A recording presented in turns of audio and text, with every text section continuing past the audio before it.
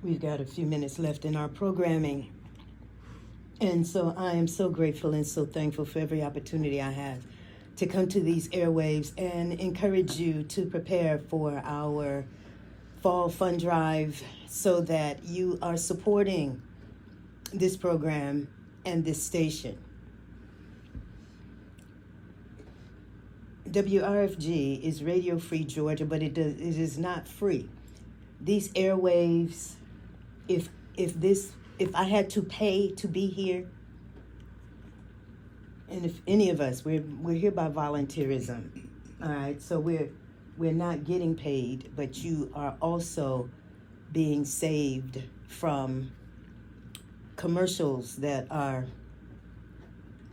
enticing you to eat flesh and drink alcohol and go places you don't need to be, inhaling all kinds of polluted air. I'm just saying is that people want to support their businesses, and it is a part of the failure of the system to have us in a place where we can legally support the undermining of people with the vape shops and the cigarettes and the alcohol and the tobacco and all of the places where, you know, we thought it was fun, you know, to be adulterated to the degree to which we so grown that we can go out and party till 3 and 4 and 5 and 6 o'clock and be inebriated and intoxicated and meet people that we don't know nothing about and go home and have sex all night and this and that and the other. And, you know, it's a ratchet life.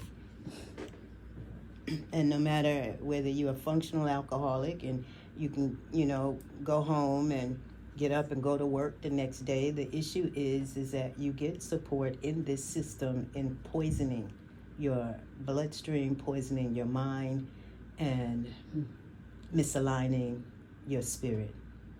We're all spirits in these bodies. But so is the spirit of the cat, the spirit of the rat, the spirit of the dog. It's all spirituality. But it does not mean that you are in the light of yourself. You cannot be in light and be in darkness at the same time, even though we try real hard.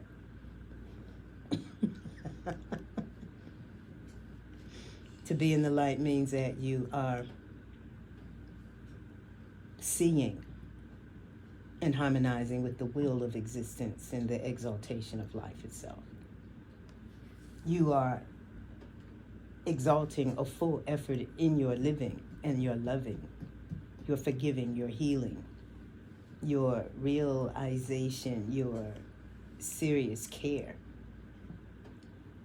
to truly honor the lineages through whom you've come, and to be a perpetuator of your lineages and not to be one who's undermining your children, and to have teachers. And I have to get on this part of it because we are still sending children to school, and the school is the major system and institution of oppression and toxicity.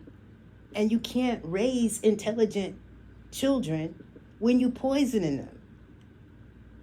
And I'm just saying is that those of you who are in the school system, you're doing what's in your own best interest will allow you to show up a little bit better, consistently getting better, so that your better is going to be better for the children that you are charged to secure their destiny. It matters that we, as women,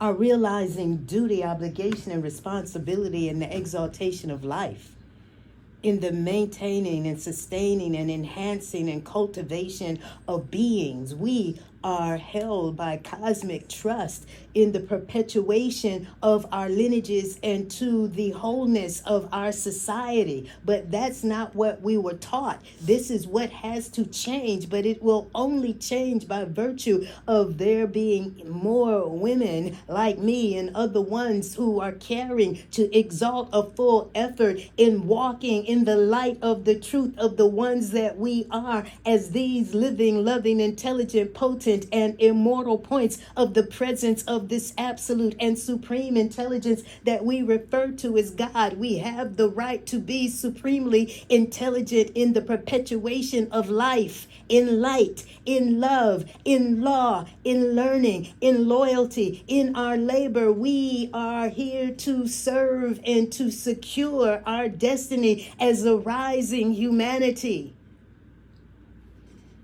And anything less than that is not sufficient.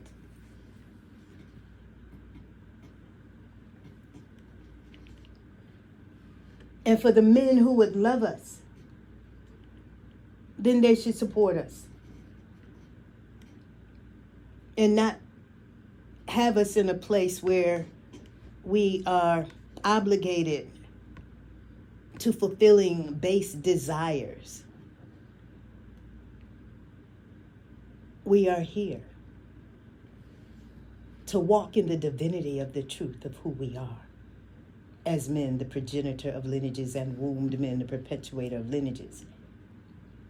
We are here to ensure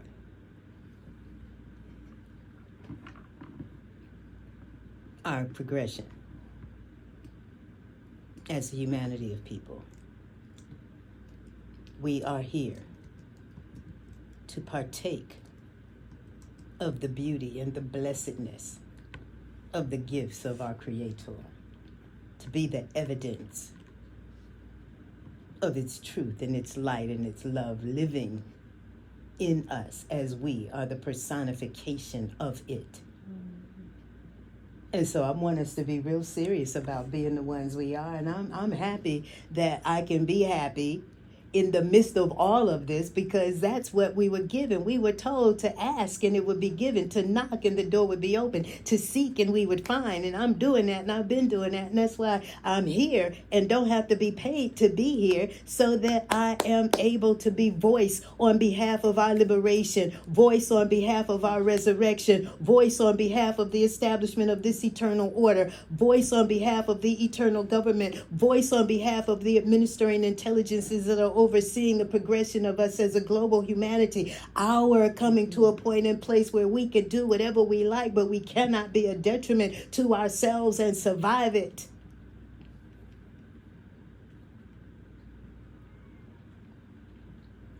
But you can add years of love and light and wisdom and truth to your life when you will bathe every day in the blessedness of your being.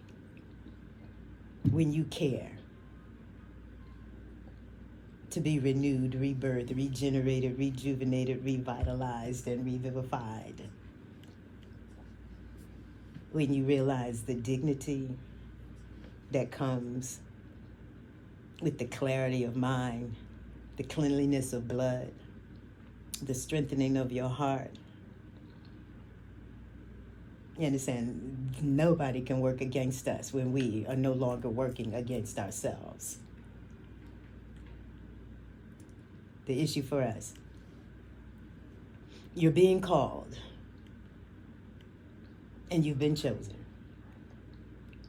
and you're being called to choose, to cleanse, to care, to be healthy, to be whole, to be healed, to be renewed. You are here to honor and glorify the lineages through whom you've come, and to ensure the progression of them, whether you have children or not. But particularly if you have children, then you definitely are here to walk a stronger walk in their behalf.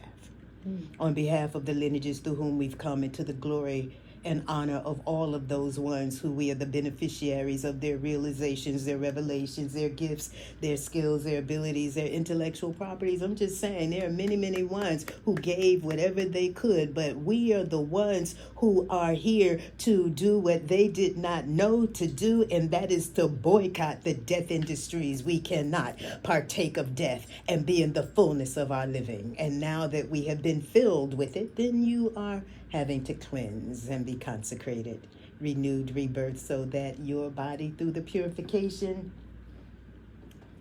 is being re-enthroned with the true spirit of the living God, Goddess, that is your truth. On behalf of the wholeness We are immersed in nothing but the oneness of being. And our full participation is required for our resurrection, to realize the blessedness of what it is to be so blessed with each and every breath and every beat of our heart, that we have no worries, because we have all the solutions and all the answers by virtue of our asking, our knocking. Rejoice consistently in the blessedness of your being and be the blessing you are. I love you. Have a good night.